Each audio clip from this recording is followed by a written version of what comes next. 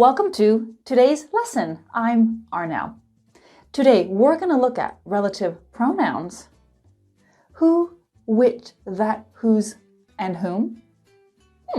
What about where, when, and why? Those are relative adverbs. Today we're going to stick to relative pronouns.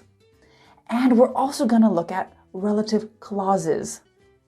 Relative clauses are also called adjective clauses. Same thing. There's going to be a lot of information today, so at the end of this lesson, I have a mini test for you. Let's start. Let's start with an overview. I have 3 sentences. Each sentence has a relative pronoun. Who, which, that. What about whose and whom? Don't worry, we'll get to that later. The relative pronoun is the head of the relative clause. Each relative clause has a subject and a verb.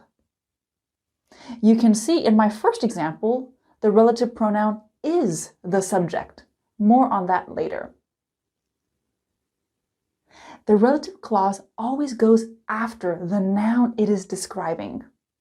Man, cake, email. Keep these basic points in mind because you'll see this repeated again and again in today's lesson. How do I know when to use who, which, that, or whose? I think we need a chart. What relative pronoun do I need? That is always less formal and more common in spoken English, which is slightly more formal. I had a friend who could speak 6 languages. I had a friend that could speak 6 languages. I bought a blanket which glows in the dark.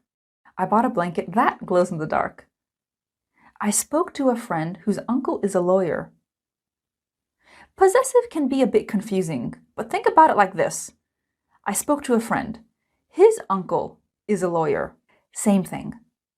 We can also use whose for things, not just people. It was a beautiful hotel, whose lobby looked like a palace. It was a beautiful hotel. Its lobby looked like a palace. Same thing. My neighbor has a dog who constantly barks. So annoying. Yes, sometimes for pets we do use which or that. Giant pandas, which are endangered, can spend 10 hours a day eating. Animals that have hair or fur are called mammals.